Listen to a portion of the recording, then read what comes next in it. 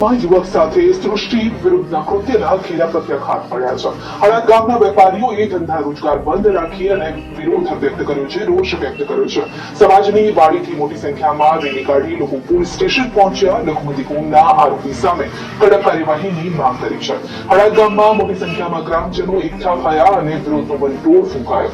સૃષ્ટિ વિરુદ્ધની ઘટનાને લઈને લોકોએ વખોડી કાઢી છે આ ઘટનાને અને ત્યારબાદ મોટી સંખ્યામાં ગ્રામજનો દ્વારા હળદ ગામમાં રેલી યોજાઈ. આ કૃત્ય કરનાર વ્યક્તિ સામે કડક કાર્યવાહી કરવા માટે અને યોગ્ય સજા મળે તેવી માંગ કરી છે.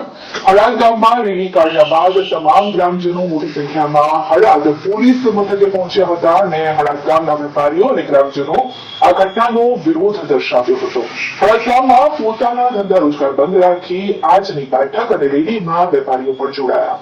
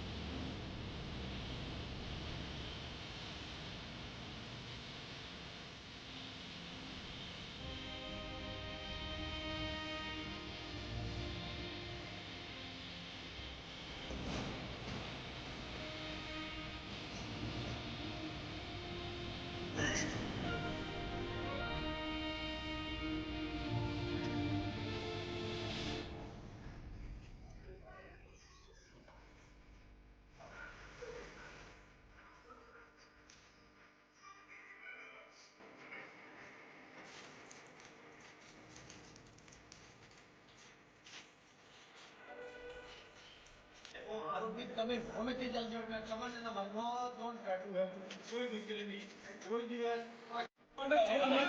અમને બોલાવવાની જરૂર નથી સર. અરે સાહેબ અમો દફતરે કેટલા છોકરા ઉપર હતા 400 દરેક ખાતે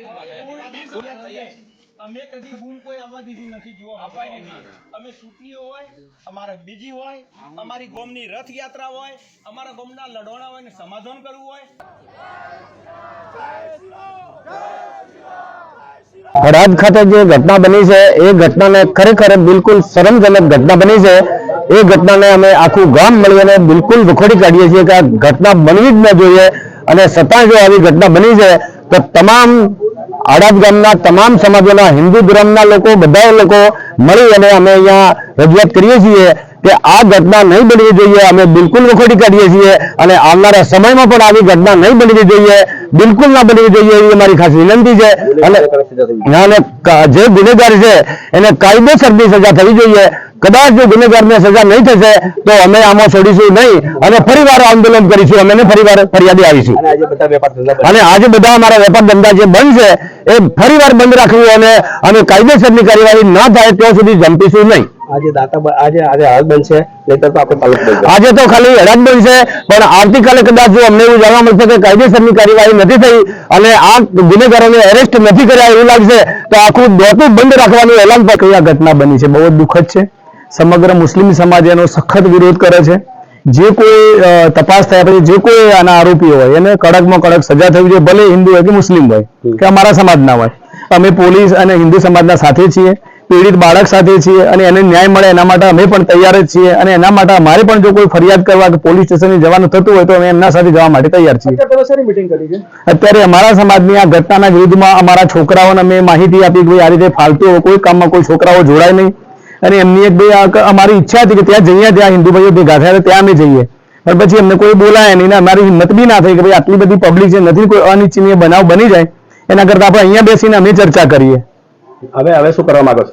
હવે અમે પોલીસ સ્ટેશને જઈને અમે પણ રજૂઆત કરવા માંગીએ છીએ હિન્દુ ભાઈઓના સાથે જ કે ભાઈ કે આમના જે કોઈ આરોપીઓ છે ભલે અમારા સમાજના છે એમના પર કડકમાં કડક કાર્યવાહી થવી જોઈએ, એફઆઈઆર થવી જોઈએ અને જો કદાચ સરકાર કહેશે પોલીસ કહેશે કે લાવો તમે સામેથી અમને હાજર કરવા માટે અમે તૈયાર છીએ. અત્રે હળાદ પોસ્ટ ખાતે જે સૃષ્ટિ વિરુદ્ધનું કૃત્ય બનેલું છે એમાં અમે ફરિયાદ લઈ લીધેલી છે અને આગળની તપાસ અમે કરી રહ્યા છીએ. બંને પક્ષો વચ્ચે જે આ જે ઘટના બની છે એની અમે સંપૂર્ણ તપાસ કરીશું અને જે તે પક્ષને ન્યાય મળે એવો અમે પૂરેપૂરો પ્રયત્ન કરીશું. અત્રે હળાદ પોસ્ટ ખાતે જે સૃષ્ટિ વિરુદ્ધનું કૃત્ય બનેલું છે એમાં અમે ફરિયાદ લઈ લીધેલી છે અને આગળની તપાસ અમે કરી રહ્યા છીએ. બંને પક્ષો વચ્ચે જે આ જે ઘટના બની છે એની અમે સંપૂર્ણ તપાસ કરીશું અને જે તે પક્ષને ન્યાય મળે એવો અમે પૂરેપૂરો પ્રયત્ન કરીશું.